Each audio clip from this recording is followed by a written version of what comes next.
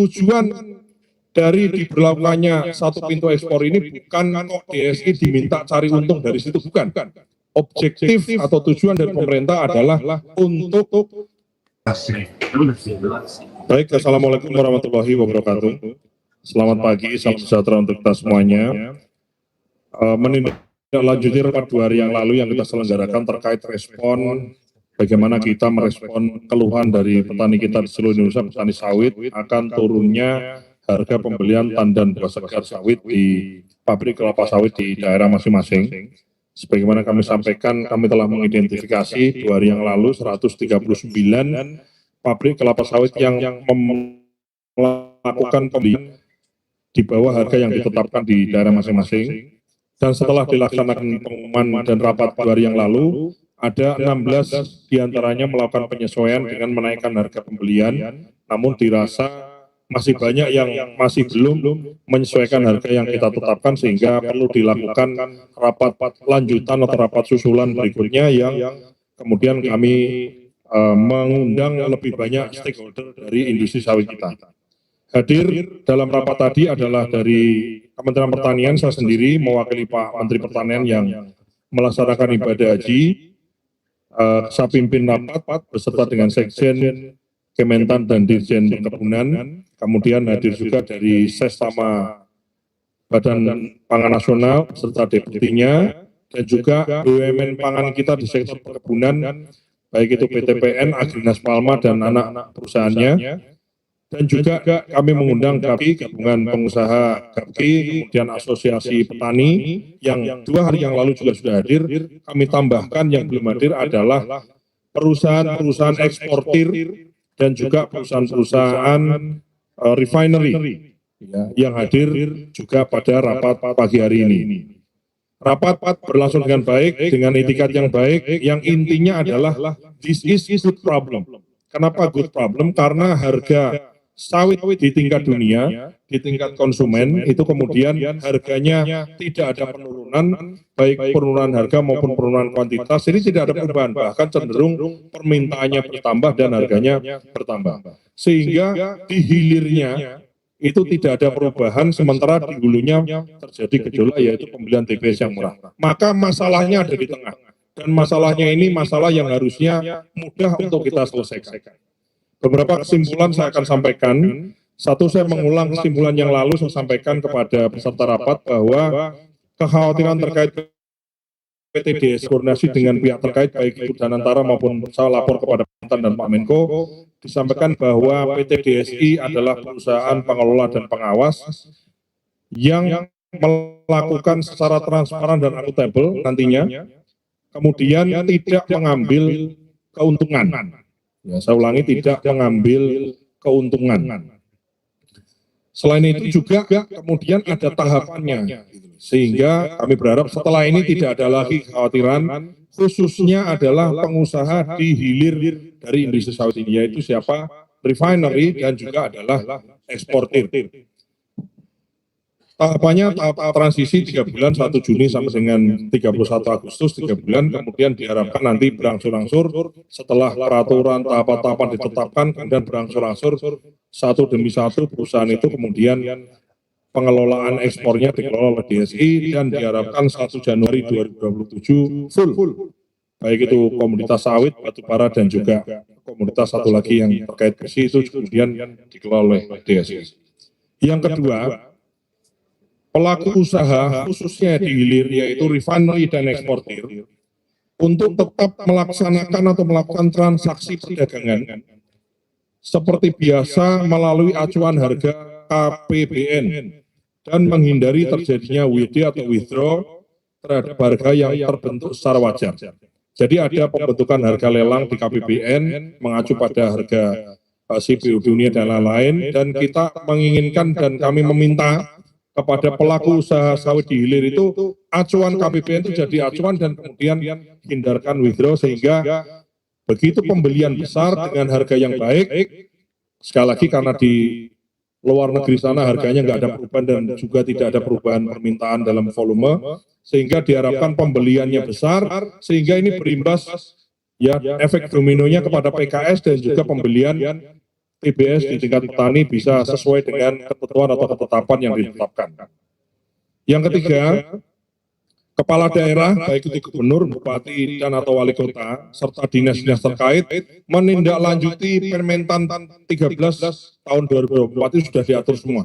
Tata kelolanya, khususnya ya adalah dalam penetapan harga TBS untuk mitra plasma dan mitra swadaya.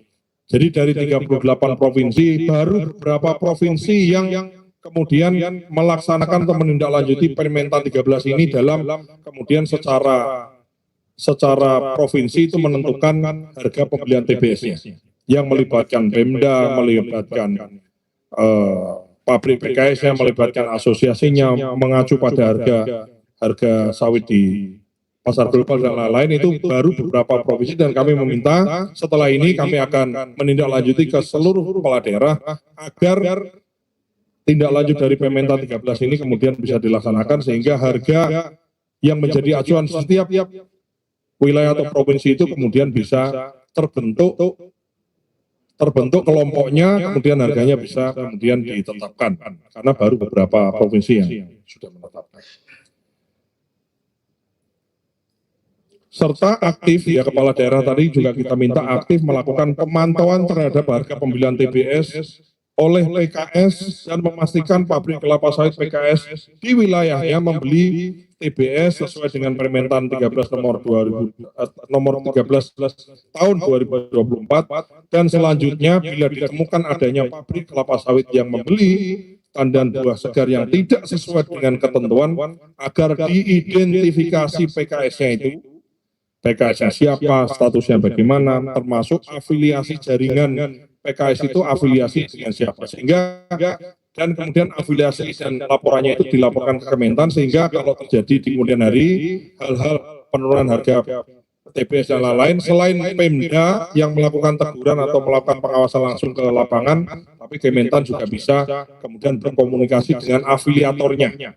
Itu kesimpulan nomor 3.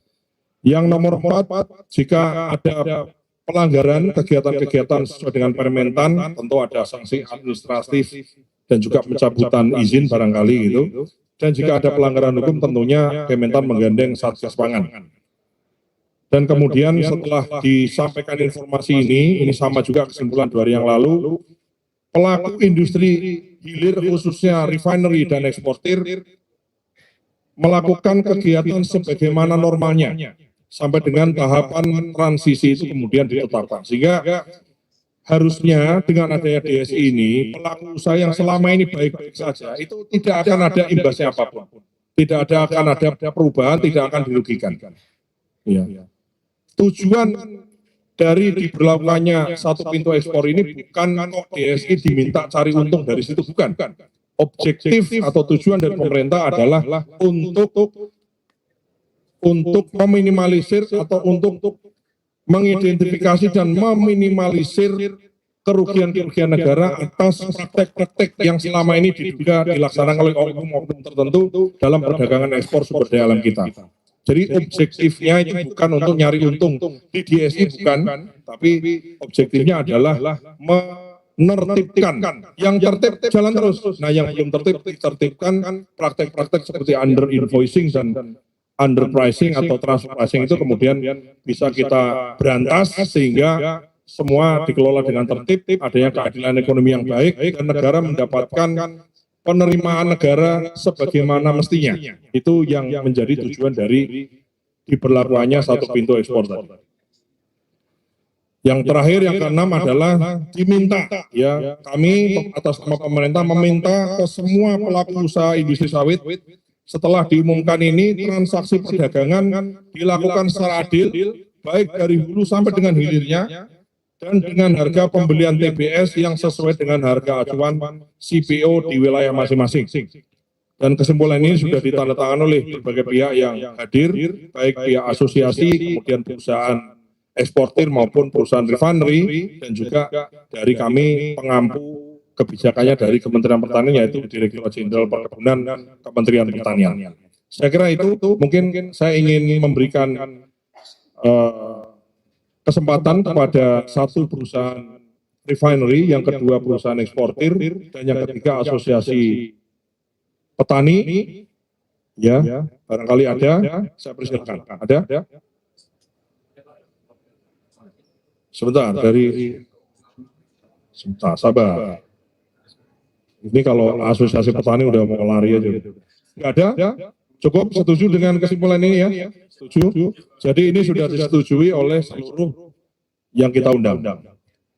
Ujung tombaknya adalah refinery dan eksportir. Karena di situ sebagai ujung mata rantainya itu sebetulnya ke situ. Nah, selama refinery dan eksportir membeli dalam keadaan sebagaimana mestinya, dia purchase dengan volume yang sama, purchase dengan volume yang besar, dengan harga yang sesuai, maka diharapkan dan diminta efek dominonya kemudian berimbas sampai dengan ke petani. Mungkin perwakilan aja ya dari BUMN mungkin ada, KBBN mungkin bisa disampaikan. Cukup lah ya.